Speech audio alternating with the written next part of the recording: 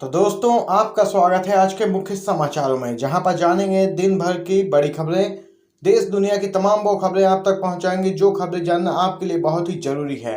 भाई दोस्तों, अगर आप लोग भी पश्चिम बंगाल में एक बार फिर से सत्तारूढ़ टीएमसी की सरकार बनते हुए देखते हैं तो वीडियो को लाइक करके, चैनल को सब्सक्राइब करके अपना समर्थन दर्ज करवाइए। चलिए दोस्तों, पहली बड़ी खबर जानते हैं। बंगाल चुनाव, ममता बनर्जी ने पीएम मोदी पर कसा तंज, कहा दाढ़ी बढ़ी और अर्थव्यवस्था गिरी। पश्चिम बंगाल की मुख्यमंत्री ममता बनर्जी ने प्रधानमंत्री मोदी पर कटाक्ष करते हुए कहा कि उनकी दाढ़ी बढ़ती है, देश में अर्थव्यवस्था का जो हाल है उनके विपरीत है। आपको बताते चले, पश्चिमी मेदिनीपुर जिले में चुनावी रैली को संबोधित करते हुए बनर्जी ने आरोप लगाया कि भाजपा देश की सबसे बड़ी धोखेबाज पार्टी है।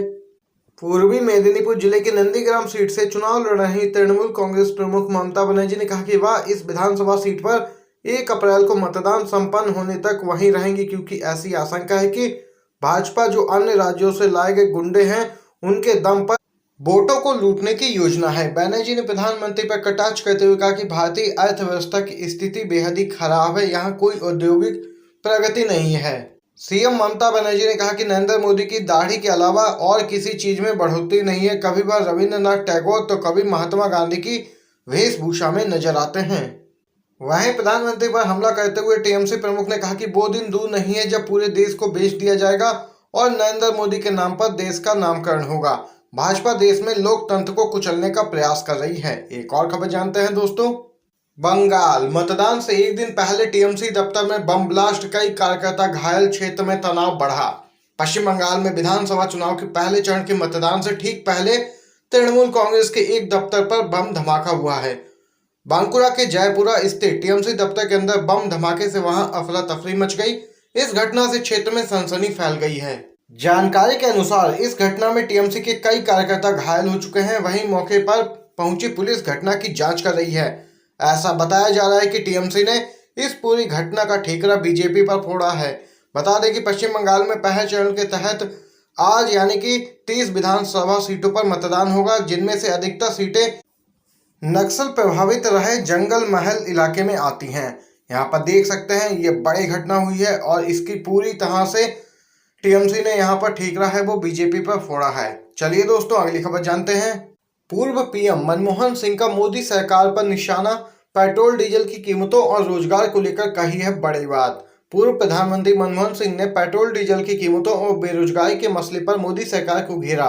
करीब 3 दशक तक राज्यसभा में असम का प्रतिनिधित्व करने वाले मनमोहन सिंह ने बीजेपी पर लोगों को धर्म और भाषा के नाम पर बांटने का भी आरोप लगाया।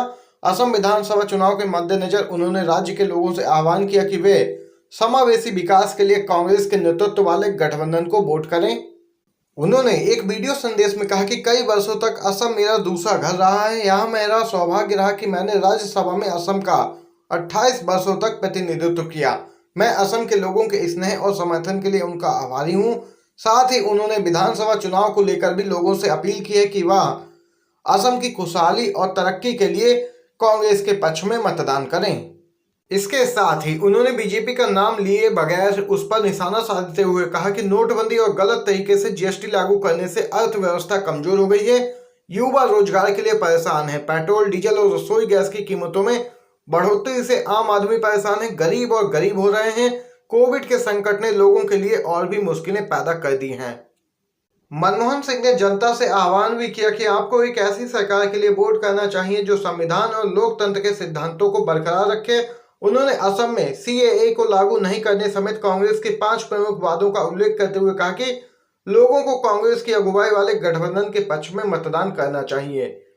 भाजपा उधार की जनता पार्टी है। बंगाल में टीएमसी की जीत से 2024 में होगा बदलाव, कहना है बीजेपी के पूर्व नेता जो टीएमसी में शामिल हो चुके हैं यशवंत सिन्हा का। उन्होंने यह भी दावा किया कि पश्चिम बंगाल में टीएमसी की जीत 2024 के लोकसभा चुनाव में बदलाव लाएगी। सिन्हा ने कहा कि भाजपा के पास पश्चिम बंगाल में ममता बनर्जी का मुकाबला करने के लिए कोई भी प्रमाणिक चेहरा नहीं है और वह सिर्फ शाह और मोदी पर निर्भर है।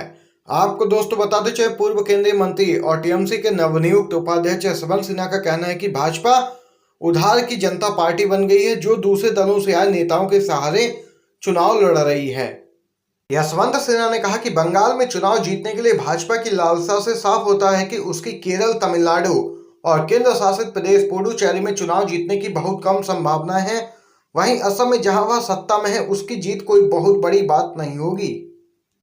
असम में गाय को माता नहीं मानती भाजपा, मुस्लिम बहुल इलाके में बोले बीजेपी प्रत्याशी, बीफ तो नेशनल डिश है। जी हां दोस्तों, जब भी देश में चुनाव होने वाले होते हैं तो राजनीतिक दल सुविधा मुताबिक अपने बयानों में बदलाव कर लेते हैं। राष्ट्रवाद और गौरक्षा के मुद्दे पर बड़े बड़े दावा करने वाली भाजपा के नेता ने बीफ को लेकर एक विवादित बयान दे डाला है। दोस्तों, असम में विधानसभा चुनाव प्रचार के दौरान भाजपा नेता के बीफ को राष्ट्रीय डिश बताने को लेकर विवाद खड़ा हो गया है। बताया जाता है कि भाजपा नेता बनेंद्र कुमार मुशहरी ने मुस्लिम बहुल इलाके में चुनाव प्रचार के दौरान यह बयान दिया। इस मामले में भाजपा नेता पर केस भी दर्ज किया जा चुका है। असम विधानसभा चुनाव के लिए पहले चरण का मतदान आज यानी कि 27 मार्च को होने वाला है, जिससे पहले भाजपा नेता राज्य के अल्पसंख्यक मतदाताओं को लुभाने की कोशिश कर रहे थे। चुनाव प्रचार के दौरान भाजपा नेता ने कहा कि असम के ग्रामीण इलाकों में रहने वाले शिक्षित मुसलमानों को यह समझ लेना चाहिए कि कोई भी असम या भारत में बीफ की बिक्री पर प्रतिबंध नहीं लगा सकता है। गौरतलब है कि 5 राज्यों में होने वाले विधानसभा चुनाव में असम एक ऐसा राज्य है जहां इस वक्त भाजपा की सरकार है। सीएए विरोधी प्रोटेस्ट के बाद माना जा रहा है कि असम में बीजेपी तमाम चुनौतियों का सामना कर रही है। इस बार उसके लिए जीतना बेहद ही मुश्किल हो जाएगा। हमारे प्रधानमंत्री के पास बांग्लादेश के किसानों से मिलने का समय है, लेकिन अपने किसानों के लिए नहीं, ये कहना है संजय राउत का। देश के प्रधानमंत्री इन दिनों बांग्लादेश के दौरे पर हैं। इस समय शिवसेना ने भी एक बड़ा बयान दे दिया है। शिवसेना के नेता संजय राउत ने मोदी सरकार पर निशाना साधा है। संजय राउत ने साफ साफ कहा है कि चूंकि पश्चिम बंगाल में चुनाव चल रहे हैं, बांग्लादेश पश्चिम बंगाल के पड़ोस में है, राजनीतिक लाभ के लिए वो बांग्लादेश के दौरे पर पहुंचे हैं। यूपी विधानसभा चुनाव का उदाहरण देते हुए राउत ने कहा कि आपको याद होगा कि यूपी विधानसभा चुनाव के वक्त वो नेपाल के दौरे पर गए थे, क्योंकि नेपाल की सीमाएं उत्तर प्रदेश से आकर मिलती हैं। अब जब पश्चिम बंगाल में चुनाव है तो वह बांग्लादेश के दौरे पर चले गए हैं। संजय राउत ने कहा कि बांग्लादेश हमारा पड़ोसी राष्ट्र है और मित्र राष्ट्र भी है। ऐसे में अगर भारत के प्रधानमंत्री वहां गए हैं तो निश्चित तौर पर बांग्लादेश को फायदा होगा और थोड़ा बहुत फायदा भारतीय जनता पार्टी को पश्चिम बंगाल के विधानसभा चुनाव में भी हो जाएगा।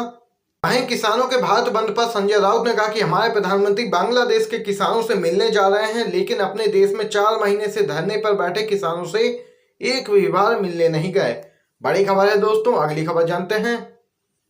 केरल में चाहे अमित शाह आए, मोदी आए, बीजेपी को एक भी सीट नहीं मिलेगी। लड़ाई एलडीएफ और यूडीएफ में होगी, ये कहना है कांग्रेस नेता। केरल में होने वाले विधानसभा चुनाव के लिए अब तक जितने भी सर्वे और ओपिनियन पोल हुए हैं, उन सब में राज्य में एक बार फिर से एलडीएफ की सरकार बनने के आसार बताए जाते हैं। दूसरी तरफ कांग्रेस नेता रमेश ने एक बड़ा बयान दे दिया है। कांग्रेस नेता का कहना है कि चुनावों को लेकर जो भी सर्वे होते हैं उसके नतीजे उन्हीं के पक्ष में होते हैं जिसके पास पैसा होता है। हमें ऐसे सर्वे की बिल्कुल भी परवाह नहीं है।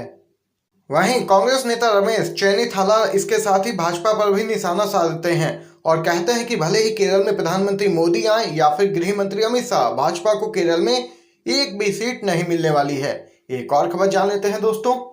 खबर हरियाणा से। बाइक रैली कर रहे थे भाजपा कार्यकर्ता, किसानों को देखते ही झंडा फेंक टी शर्ट बदलने लगे। किसान आंदोलन केंद्र और हरियाणा की सत्ताधारी बीजेपी के लिए गली की फांस बनता जा रहा है। हरियाणा में जिस तरह से भाजपा का विरोध हो रहा है, उससे निश्चित तौर पर भाजपा नेतृत्व की चिंताएं बढ़ी होंगी, क्योंकि वर्ष 2014 और 19 के लोकसभा चुनाव में हरियाणा के लोगों ने खुलकर बीजेपी का साथ दिया था और लगभग लोकसभा की सभी सीटें भाजपा की ही झोली में डाल दी थीं। पर अब हालात इतने बेकाबू हो चुके हैं कि किसानों के डर से भाजपा को अपने कार्यक्रम भी स्थगित करने पड़ रहे हैं। आपको दोस्तों बताते चलें, हरियाणा में भाजपा नेता चौधरी बीरेंद्र सिंह के समर्थकों की बाइक रैली होनी थी। रैली के लिए समर्थकों के बीच जमकर भाजपा की टोपियां, टी शर्ट और झंडे बांटे गए थे। बाइक रैली शुरू हुई थी कि खबर मिली कि आगे किसानों का जत्था बाइक रैली का इंतजार कर रहा है। सूचना मिलते ही भाजपा कार्यकर्ता पार्टी के झंडे और टी शर्ट फेंककर तितर बितर हो गए।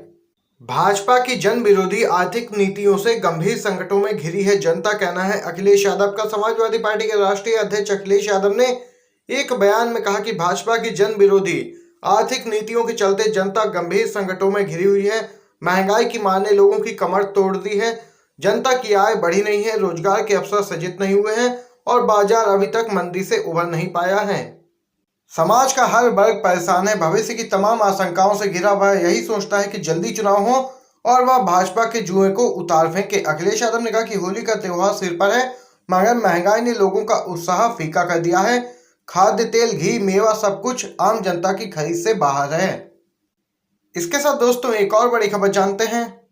भारत बंद पर दोस्तों बड़ी खबर है। दिल्ली में कई जगह भारी जाम हुआ। बिहार में आरजेडी का प्रदर्शन, पंजाब हरियाणा हुए ठप, तो पश्चिमी उत्तर प्रदेश में भी बंद का भारी असर देखने को मिला है। दोस्तों बताते चलें, दिल्ली की मंडियों में नहीं पहुंचा सामान, आने जाने वाले हाईवे पर डटे किसान। ओखला और मायापुरी में लोगों को हुई भारी परेशानी, लेकिन यहां पर बंद सफल हुआ है। बिहार में सत्तारूढ़ दल के खिलाफ विपक्षी दल आरजेडी के गुस्से ने किसान आंदोलन को धार दी। पटना सहित अनेक इलाकों में भारी आक्रोश प्रदर्शन। पंजाब और हरियाणा पड़ा ठप। पश्चिमी उत्तर प्रदेश में काफी असर देखने को मिला। प्रयागराज में किसानों से पुलिस की हाथापाई। उत्तराखंड में किसानों ने दर्जनों जगहों पर किए प्रदर्शन, लगाया जाम। तो दोस्तों यहाँ पर देख सकते हैं कृषि कानूनों के विरोध में किसानों द्वारा बुलाया गया 26 मार्च को भारत बंद काफी सफल साबित हुआ। बंद का सबसे ज्यादा असर पंजाब और हरियाणा में देखने को मिला, जहां दोनों राज्य पूरी तरह से ठप हो गए। एक और खबर जानते हैं दोस्तों। राजभर का हुआ भाजपा से मोहभंग, कहा गठबंधन करना बड़ी भूल थी। सोहेल देव भारतीय समाज पार्टी के अध्यक्ष और उत्तर प्रदेश सरकार के पूर्व मंत्री ओम प्रकाश राजभर ने भारतीय जनता पार्टी की तुलना नाक से करते हुए कहा कि भाजपा के साथ गठबंधन करना उनकी जिंदगी की सबसे बड़ी भूल थी। सोहेल देव भारतीय समाज पार्टी ने उत्तर प्रदेश में 2017 के विधानसभा चुनाव से पहले भाजपा के साथ गठबंधन करके चुनाव लड़ा था और जीत के तौर पर उसे 4 सीटें मिली थीं। वहीं कुछ समय बाद यह गठबंधन टूट गया और इसी पूरे मुद्दे पर ओम प्रकाश राजभर ने कहा है कि भाजपा से गठबंधन करना उनकी एक बड़ी भूल थी। राजभर ने कहा कि जनता ने अच्छे दिन के मोह में चुनावों में भाजपा का सहयोग और समर्थन किया, लेकिन महंगाई व भ्रष्टाचार के जरिए भाजपा की केंद्र व राज्य सरकार ने आम जन को तबाह कर दिया है। जल्द ही भाजपा का घमंड टूटेगा और वह सत्ता से बाहर होगी। तो दोस्तों आज की सभी बड़ी खबरें, मुख्य समाचार आप तक पहुंचाए हैं आपके अपने YouTube चैनल पर। अगर दोस्तों आपको ये